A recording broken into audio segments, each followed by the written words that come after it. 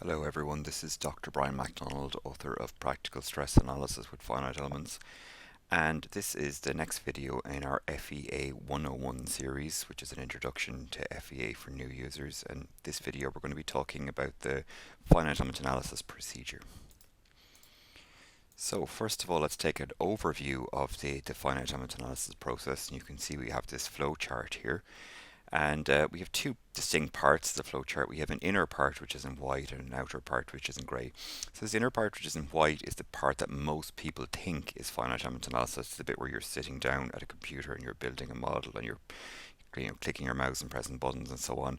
But this outer bit here is kind of where you use your engineering intelligence, and it's just as important. It's a very, very important part of the finite element analysis process. So first of all, let's just come up to the start here and see, well, we always start with some kind of physical problem. So we have some physical problem that we want to build a finite element model of. It doesn't really matter what that is because we have to go through the same process. And the first thing we do is we turn that physical problem into a mathematical problem. And in the process of doing that, we make some assumptions. So we make assumptions about the geometry, we make some assumptions about the way the material of the problem is constructed from behaves, we make assumptions about the loads, and we make assumptions about the boundary conditions. And by doing that, we turn the physical problem into a mathematical problem. And the important thing to note here is that once we have the mathematical problem, we get a finite element solution of the mathematical problem. So we're not getting a finite element solution of the physical problem, the real world problem. We're only ever getting a solution of the mathematical problem, which is what you have turned the physical problem into by making some assumptions. And you might be saying to yourself, oh, well, I'm not going to make those assumptions. I'm not going to do that. You can't help but to do that. The only way we can actually do a finite element analysis is to make assumptions and turn a real world problem into a mathematical problem. So once you have your mathematical problem, you can get a finite element solution of that, and you can get your results from that, and then you interpret the results. And essentially what you're looking at here is if the results seem viable, so if they seem realistic, if they match up with some experimental results that you have already or some theoretical results, then maybe you'll go around this outer loop, and what you would do is you maybe would change your design. So for example, if you had a candidate design, turned it into a mathematical problem, did a finite element analysis of it, and got some results, you might find out that the design doesn't behave in the way that you expected it to behave. So you may have some design improvements or some structural optimization. And in this case, you're actually changing the physical problem. So if you're changing the design or removing material or adding material, you're changing the physical problem, and you have to go back through this loop again. So you've got a new physical problem now, and you're going to make new assumptions and have a new mathematical problem and go through the loop again. If the results actually seem, if the results don't seem like they're okay, so if you're not getting the kind of results you want, in other words, here we're talking about going on this white loop here, so you interpret your results and you have a problem with the results. So in that case, you may refine your analysis and improve your model, and again change the mathematical model. So what's going on here is, maybe you thought you were doing one type of analysis, but when you looked at the results, you were actually doing something else. So a very simple example would be you could have thought that you were putting a pressure load that was causing the structure you were applying the pressure load on to expand, but in fact you put it the wrong way around and you caused it to compress instead and to collapse. So in that case, you would go back and improve your model by putting the pressure load the right way around, which means you've changed your mathematical problem, and then you go through here again, and hopefully the next time around you might come out this side here. So again, as I mentioned at the start there, the outer loop is the grey loop, is where you're using an engineering intelligence, and the inner loop is the actual FEA, usually at a computer. What I've found through my teaching, many years of teaching FEA to university level students, is most people are okay with this white bit in here, but it's this going between the grey and the white that causes the most amount of trouble for people. So often people can easily, once you've got a little bit of training, you can easily get results. You can do a finite element analysis of a particular problem. But a lot of the time I find people aren't actually analyzing the correct mathematical problem. Okay, so they're not turning their physical problem, they're not making good assumptions here to turn it into a correct mathematical problem. And then at the other end down here, you have the same kind of thing, is that people are interpreting the results and thinking that the results are okay when in fact they're actually not. And we're going to be talking about a lot of things throughout the course of this video here today, and obviously throughout the rest of the course. So the first thing, step in our process then is understanding the physical problem. So we want to turn our physical problem into a mathematical problem. So obviously we need to kind of understand it. So what I always advise people to do here is, again, use a piece of paper, make a problem statement, draw some diagrams, and ask yourself some questions. So this should be done before you go to the computer. Most people are very, very enthusiastic to run off and start building models on a computer and get nice pictures up on your computer screen. But this spending time here is actually very, very valuable. So what kind of questions should you be asking yourself? Well, things like, what are the dimensions of the structure that you're trying to model? Can the structure be broken down into simpler structures? So again, if we had a very, very complicated component we're trying to analyze, let's say we have an aircraft, would it be easier to analyze the wing by itself, the fuselage by itself? Similarly, if we have an engine, would it be better to do a separate analysis of the piston, separate analysis of the camshaft, and so on? Does the structure exhibit any symmetry? Because if it does, we can use that symmetry and make our model a lot simpler, and we'll be talking about that a little bit later on today. What material is the structure made from? Okay, so again, the type of material used will determine the type of material model you have to use in your mathematical model and finite element model, and also will determine the complexity of that material model. Uh, what types of loads are present? Is it a load on a point? Is it a load distributed over a particular area? Is there a load, a body load, like gravity or acceleration acting on the body? Things like that. Are any stress concentrations expected? So, for example, if we have a plate with a hole, we're going to expect a higher stress around that hole. If we have a crack in our structure, we're going to expect a higher stress around that. If we have a change in material or a change in cross section, we're going to expect stress concentrations there. So we need to look out for things like that because they will affect the way we construct our mathematical model. Are the loads expected to cause yielding, permanent deformation, or failure? And again, this will determine the type of mathematical model that we build. So if we're expecting, let's say we're using metals and we're expecting the metal to yield and effectively permanently deform, we can't use a linear elastic material model anymore, but we need to take account of plasticity in there. Again, if we're expecting failure, maybe we're going to need to use a different type of material model. Is contact with other structures and objects to be considered? So again, if we are analyzing a component, we apply some loads on it, that component deforms. As a result of that deformation, if the component touches off another component, then we need to take that into account as well. Are there any significant environmental factors? So as well as mechanical loads causing stresses to be induced in an object, we can also have environmental factors such as temperature, moisture, radioactivity, things like that can also induce stresses. If they're very, very significant, they can induce significant stresses, and it's important to know about that. Okay, so what influences then the mathematical model? So the first thing obviously is the geometry of the structure. So what type of geometry it is, and again, this will be usually kind of reasonably easy to determine because if you have a physical product in front of you or design, you'll have a fair idea what the geometry is. The next one is the type of material used. So again, is it steel? Is it a rubber material? They'll both behave very, very differently. Is it a homogeneous material, again like steel, or a composite material like carbon fiber reinforced plastic? Again, that will significantly change the type of material model we will use.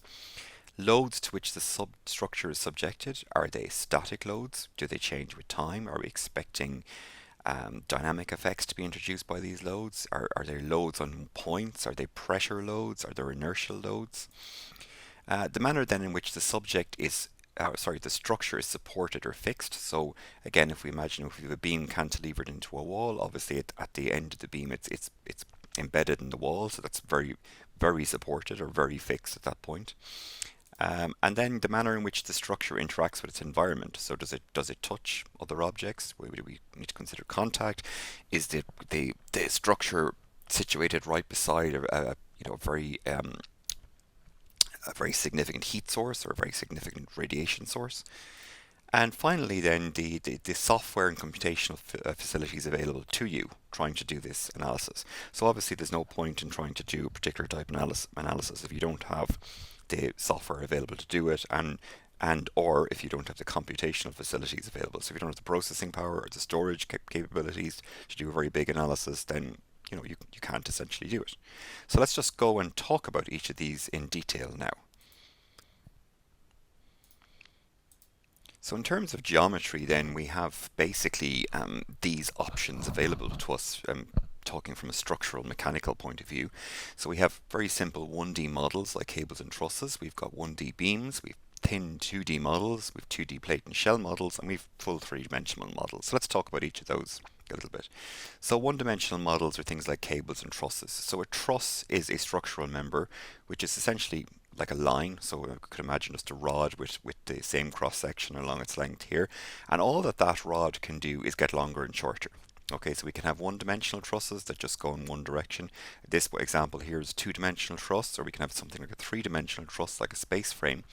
But the idea of a truss analysis is it's essentially one-dimensional because each truss can only get longer or shorter along its own axis. So it only deforms in one dimension, which is along its own axis. The next thing we can have then are simple one-dimensional beam models, which this is just beam bending. So again, if for example here we have a cantilever beam here, it's embedded in the wall here, and we've got a distributed load along it here that will cause that to bend. So this beam will only bend vertically upwards and downwards. And then the next thing we can have is thin two-dimensional models, so membranes. So essentially a membrane can deform in two directions. So we have an example here of a plate with a hole in tension. So again, if the plate is pulled apart, it will get longer in the horizontal direction and it'll get shorter in the vertical direction. So again, we have deformation into or strain in two directions, but we don't necessarily have strain coming out of the page. Okay. And then the next one we can have is 2D plate or shell models. So again, a shell model is kind of like this one here, but also we can have bending and that. So in other words, we would have this one here, but bending coming out of the screen. And a good example of that here is like an aircraft fuselage panel. So this is like a thin sheet of aluminium that's stiffened with various little beams along with there. Again, very good example of a shell type model. And finally, we can have full three-dimensional models. So these are things that basically can't be modeled in any other way. So an example of this turbine blade here is, so if you think about it, a truss wouldn't model that, a beam wouldn't model it. It's not a two-dimensional membrane, and it's not thin enough to be a shell or a plate model either. So we need a full three-dimensional analysis. So these are essentially the five types of geometry you can have. It's almost like a geometric hierarchy for determining our mathematical model. Then we can do something similar in terms of materials. And again, this list isn't exhaustive here, but it's just trying to point out the main ones that are used in structural finite element analysis. So we have our infinitesimal strain linear elastic analysis. You may remember from our previous discussion in one of the previous videos when we were talking about the meaning of infinitesimal strain and linear elasticity. We were talking about, well, if this is a typical stress strain curve for a metal where we have a linear portion here, then we get the yield point, and then there's plastic deformation, which is much more curved. The linear elastic assumption really just looks at the linear part here, but it assumes that that continues up to infinity. So obviously it's only valid up to the yield stress, so we need to know the yield stress for that. But it's the simplest material model we have, or constitutive model that we have. Basically we have stress is proportional to strain, and the slope of that curve is given by the elastic modulus or the Young's modulus.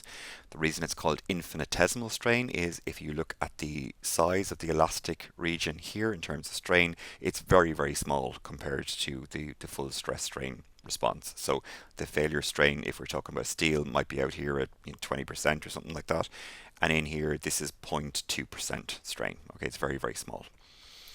So the next thing we can have then is a non-linear elastic material. So again, this is still elastic, but in this case we don't have a linear response, we have a non-linear response. So we might have a single curvature. So again, this is strain and this is stress. So if we load up this material here, it'll go up along the curve, and when we release the load, it'll just unload back along the curve again. But it is fully elastic, there's no permanent deformation.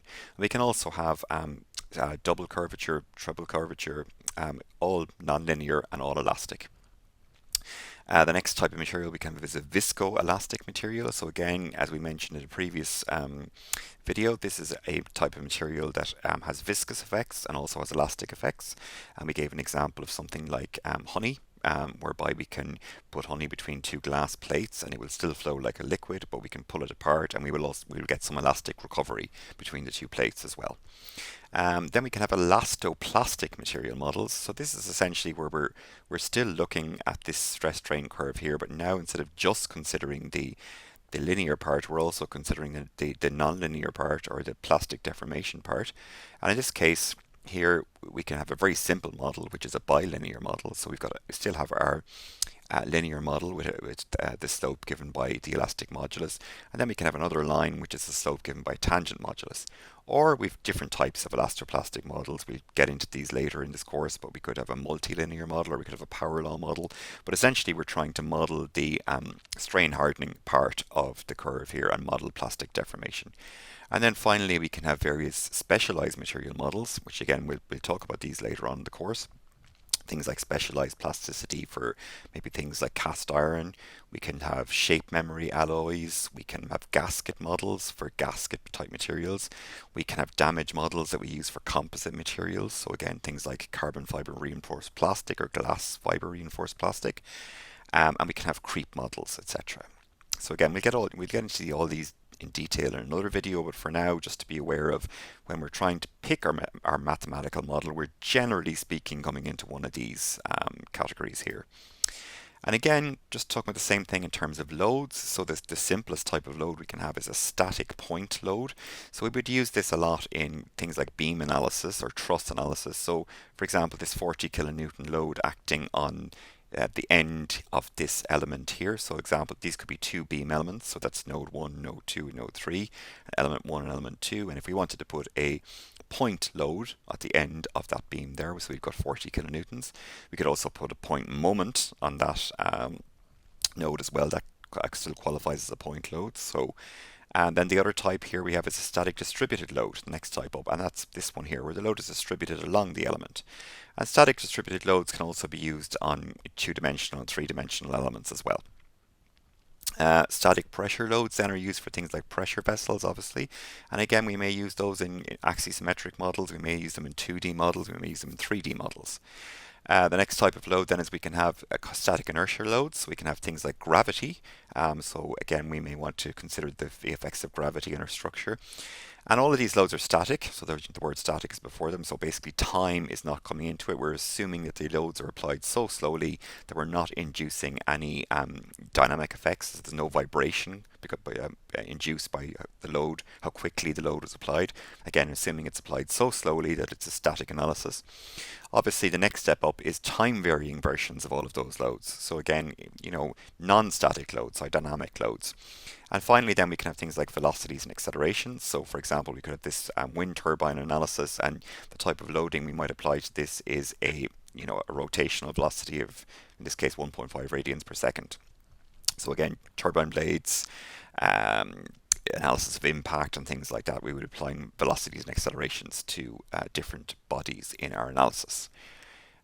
Finally, then we're looking at supports, and again, this is quite similar to the loads we just looked at. Again, I'm going to use the same diagram here because we can have regions fixed in all degrees of freedom. So for example, if this is a beam that's cantilevered at the end here and simply supported in the middle here, so the end here is fixed in all degrees of freedom. So in other words, this node cannot vertically move up and down, and it also can't rotate. Whereas this node here is a region that's fixed in some degrees of freedom, but free in others. So this one again can rotate, but it cannot move up and down. So this one is sometimes called a fixed support, and this one is sometimes called a frictionless support. And again, we can have those in 2D and 3D as well. So if we take this axisymmetric model of a pressure vessel, so here we've got a pressure vessel, which is, we're going to just say, is a cylinder with an internal pressure. We could build an axisymmetric model of that. And in this case, we would have a pressure load on the inner face. So this is the center line here. So this rectangle is like the wall here, if you like. So it's a slice through the wall.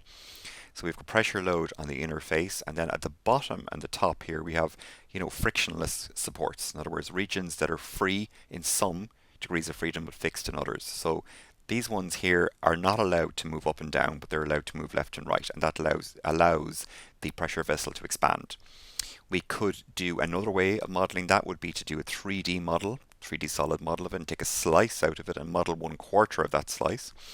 And in that case, again, we have the pressure load on the inner face here, but we have these frictionless boundary conditions or frictionless supports on all these faces because we want to allow the pressure vessel to expand. So if you think about it, we want this face to allow to not come this way, but to be allowed to go in and out that way.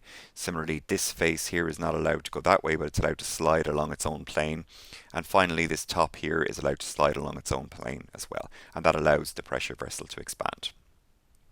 The next type of thing we can have then is prescribed displacement in specific degrees of freedom. So with all of these, essentially what you're doing is you're setting some displacements to be equal to 0. So for example, if we look at the top line here, we're picking those nodes and we're saying that, well, their ux is free. That means their displacement in the x direction, whereas their uy, or displacement in the y direction, is equal to 0. So we're setting uy equal to 0 for those nodes there.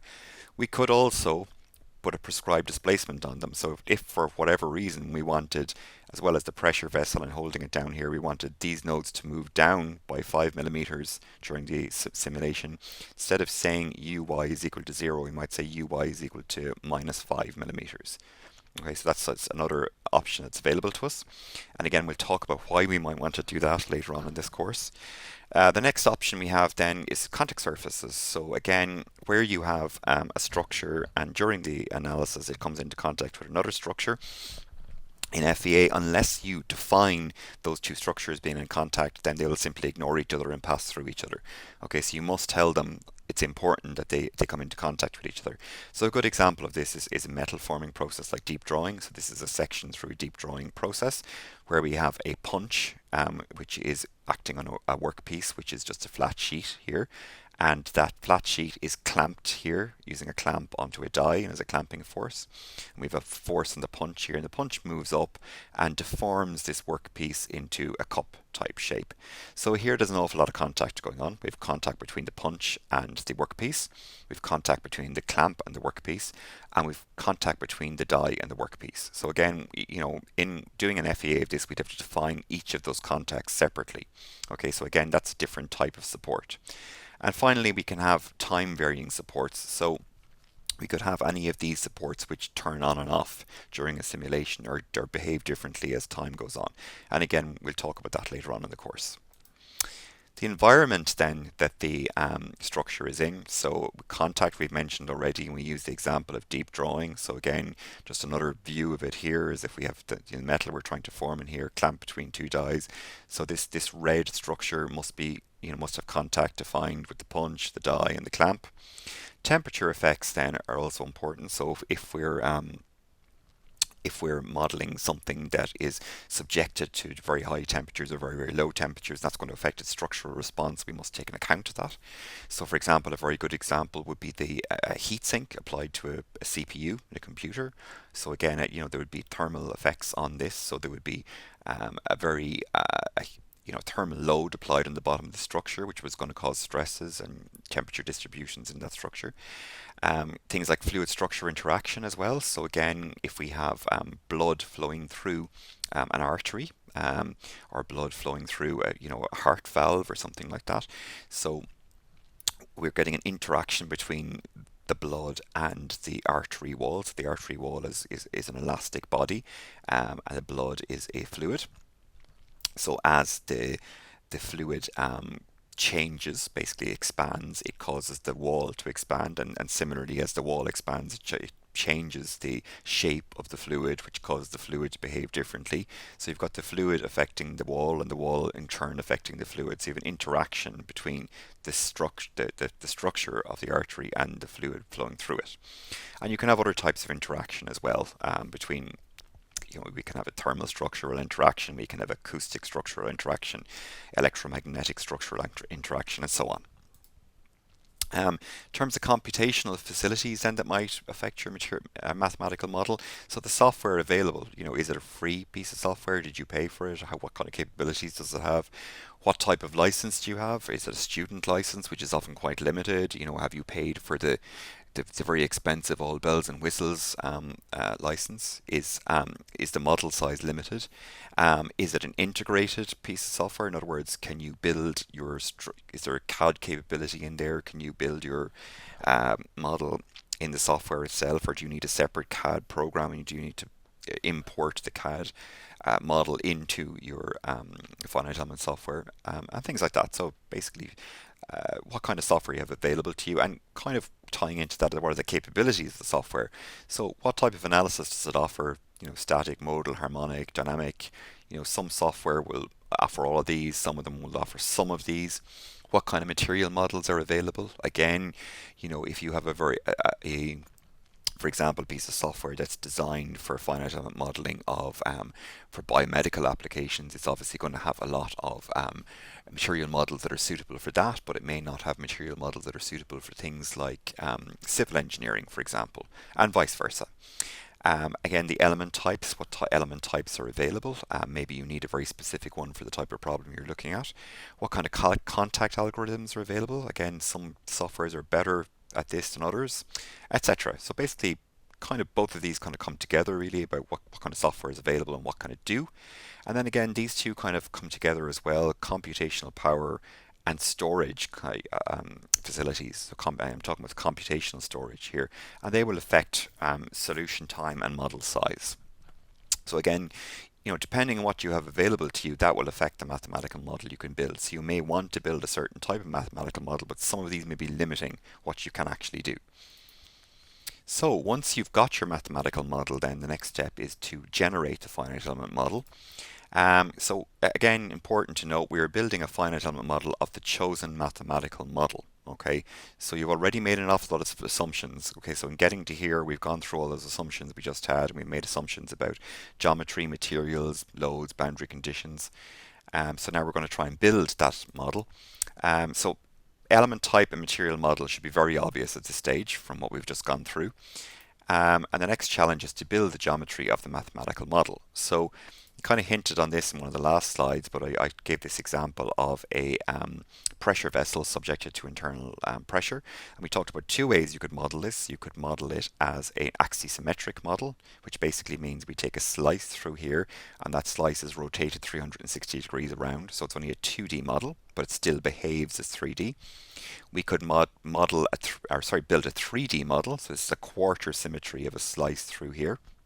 And we could also do a plane strain model. So this would be looking in at the end of the pressure vessel here.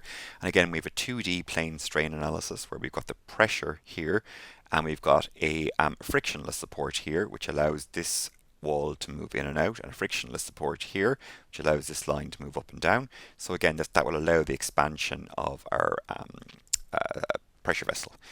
And again, we're usually told to use the simplest here. So again, if you were to pick this option, probably the axisymmetric one is the easiest one to do. But again, all of them should give you the same answer if they're done correctly. So the next thing we must do then is, once we have our geometry, is discretize the geometry into finite elements. And this is usually called meshing. So if we give the example here of a plate with a hole in tension, so the first thing is, there's our physical problem, the plate with a hole. Here's our mathematical problem, where we've, let's say, assumed a linear elastic analysis. We've assumed it's 2D plane stress. So that's our material model, that's our elements. We're going to put a load on here, and then we're going to put symmetry constraints here, or frictionless constraints. So in other words, by modeling 1/4 of it and using these constraints, it behaves as if it's the full model here. Okay, and when we do that, then we can mesh our model. We might get something like this. So you can see it's divided into very regularly shaped elements here. So this is called a mapped mesh. We'll talk about this later on when we get into meshing. And again, I've actually gone ahead and solved this. You can see the results here, which shows that the highest stress is here, around this section of the hole, which is kind of exactly what you'd expect. So again, we'll discuss all this in a later video. After meshing, we apply the loads and boundary conditions and we solve it, and then we end up getting something like this. So the next thing then is solving the model and interpreting the results. Once our model is ready, we can begin the solution process. After solution, we must examine the results. So we've got two steps in that. We've got verification and validation. So in verification, we need to be looking at asking ourselves questions: is the model deforming in the expected manner? So for example, if we go back to the pressure vessel we just looked at previously, if we put an internal pressure, we're expecting that pressure vessel to expand in the radial direction. Okay, so we're expecting it to get bigger, so we're expecting its diameter to increase. If its diameter decreased and it collapsed upon itself, then obviously it's not deforming in the expected manner. Or if it just got longer or bent in two or something like that, then we know something was wrong. Maybe we put the wrong loads, maybe we used the wrong material model, maybe we used the wrong constraints or supports. So is the model doing what it's supposed to do, first of all? If that's okay, the next thing is, well, are the magnitudes of deformation realistic? So, if we have a pressure vessel and we pressurize it up with a gas inside or something like that, we're not expecting that pressure vessel to, deform by a meter or something like that. Well, it depends on its size, obviously, but, realistically, we're expecting very, very small deformation, less than a millimeter, something like that. So if we get a deformation of 1 kilometer, we know that's not realistic, and again, something is wrong. And in that case, it's probably our load is too high, or we put in a wrong value in our material model. Are stresses and strains experienced reasonable? Again, if the deformation is okay, but the stresses and strains are wrong, then that probably means there's a problem with the material model. Okay, so what can affect the stresses? Essentially, the defining the constitutive model, or let's say it's a linear elastic analysis, defining Young's modulus, putting in the wrong Young's modulus or elastic modulus. And basically what we're trying to say here is, are all the results in the correct ballpark? Okay, so again, just come back to what I said there.